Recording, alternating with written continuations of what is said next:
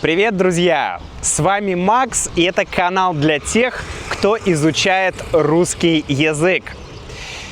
В России есть один вид популярной уличной еды.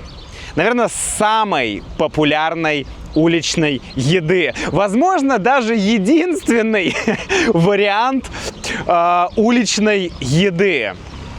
Что это такое, я и хочу вам сегодня рассказать. И более того, сегодня мы пойдем пробовать эту уличную еду. Начинаем!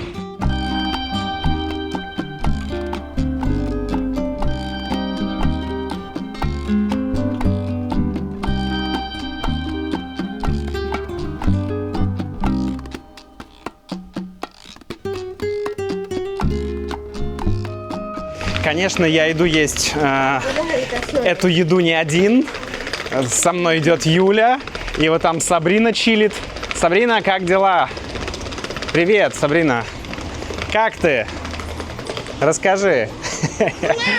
Ням-ням. Вот, Сабрина тоже идет ням-ням делать. Мы идем по центру Буэнос-Айреса. И на самом деле я практически никогда не снимал в центре Буэнос-Айреса. И на это есть причина. А причина очень банальная. На самом деле здесь просто небезопасно снимать на камеру и вообще ходить.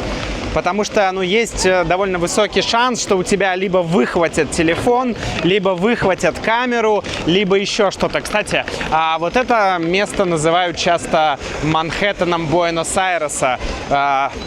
Какой идет свет? Вот там находится обелиск, одна из главных таких достопримечательностей центра.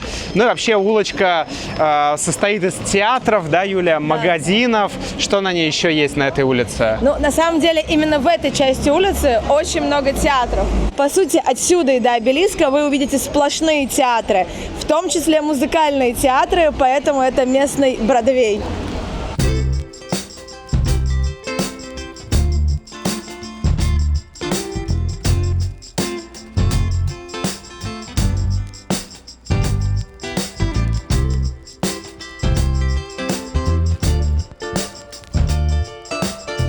Не очень видно, но солнце заходит прямо вот так, как в Нью-Йорке. А может быть, в Нью-Йорке, как в Буэнос-Айресе? Я не знаю. Всегда здесь пешеходная зона или только сегодня? Сегодня воскресенье. Может быть, по воскресеньям вот еще один театр. Может быть, по воскресеньям вот эта дорожка пешеходной становится. А может быть, она всегда такая. Честно говоря, я здесь был последний раз, наверное, полгода назад. Я жил еще в другом городе, поэтому да. Но, признаюсь, здесь довольно интересно, но из-за вот этого ощущения какой-то небезопасности мне здесь находиться некомфортно.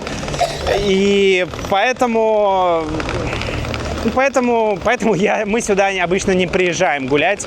Вообще странно, для меня всегда центр города – это самое безопасное, самое красивое место. Но удивительно, оказывается, далеко не везде так, как в России. Потому что в России центр – это, очевидно, самое безопасное, престижное, чистое и так далее место. Но во многих странах это не так. И это меня удивило в самом начале. Вот. Кстати, на обелиске, на самом верху, вот там вот, делают смотровую площадку. Не знаю, когда она будет работать, но в каком-то будущем она будет работать, и можно будет посмотреть на город прямо вот оттуда. Прикольно.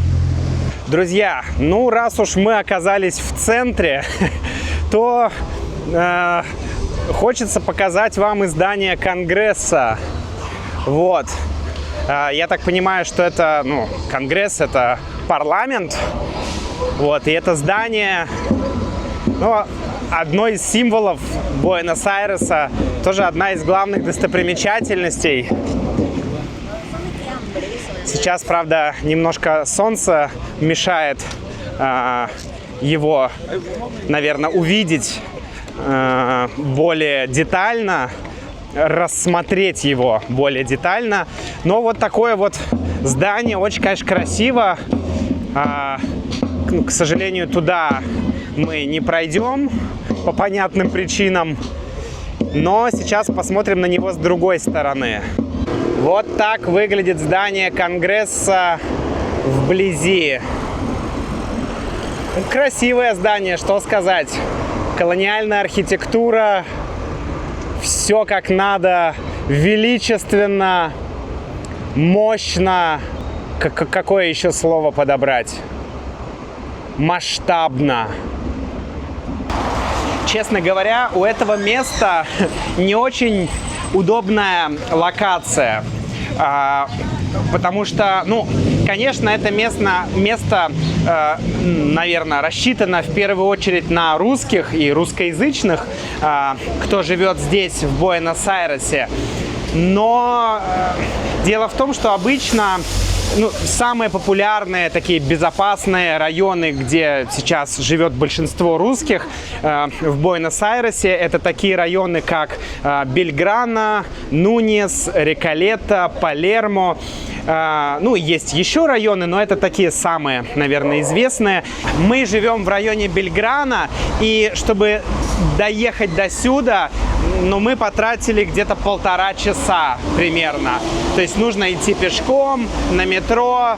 И, в общем, место находится далеко от станции метро и от станций наземных электричек. Вот, поэтому, давно мы хотели дойти до этого места, но все никак не получалось, потому что с ребенком тяжело такой долгий маршрут проделать. А вот и это место. Вот и это место. Хе-хей.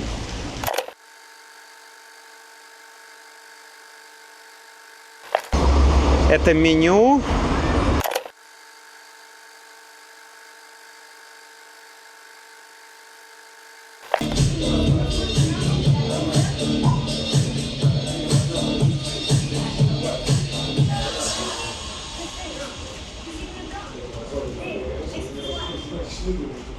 Мы заказали 2 шавермы, классическую и острую. И сейчас ждем.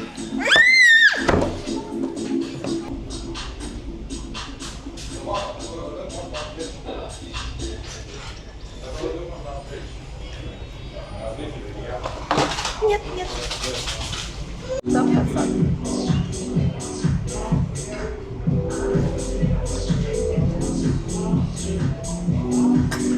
Самое главное, что это не просто шаверма, это питерская шаверма. То есть родная шаверма, домашняя шаверма. Сейчас я вспомню, какой вкус у моего дома.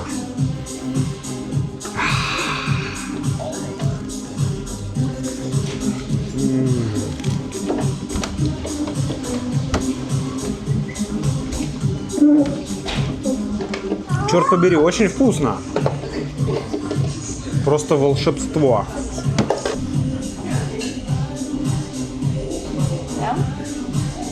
Юля, ну что, скажи, как тебе шаверма? Шаверма очень вкусная, мне очень нравится. А вот Сабрина не оценила. Сабрине не понравилось? Сабрина, будешь шаверму? Нормально? Не очень.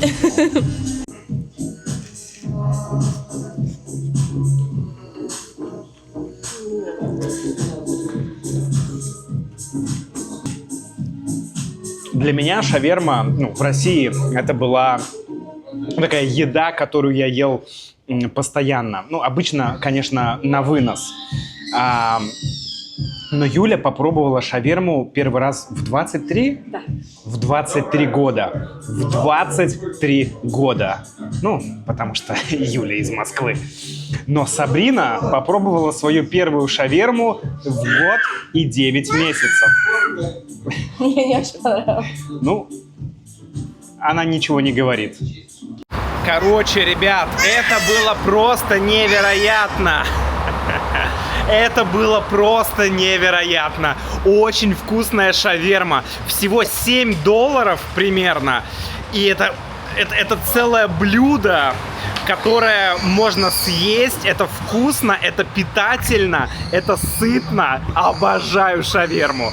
Что вообще такое, шаверма в России, да? Потому что понятно, что шаверма есть в разных странах. Это не исконно русское блюдо, конечно же. В России шаверма — это либо лаваш, такой большой плоский хлеб, лепешка, либо это пита. Ну вот здесь будет фотография питы, фотография лаваша. А что в самой шаверме? Обычно это курица. Курица, которая приготовлена на гриле. И овощи. Овощи бывают разными. Обычно это сезонные овощи. Либо помидоры, огурцы, либо это может быть капуста, морковь, по-разному. И соус. Самое главное — это соус.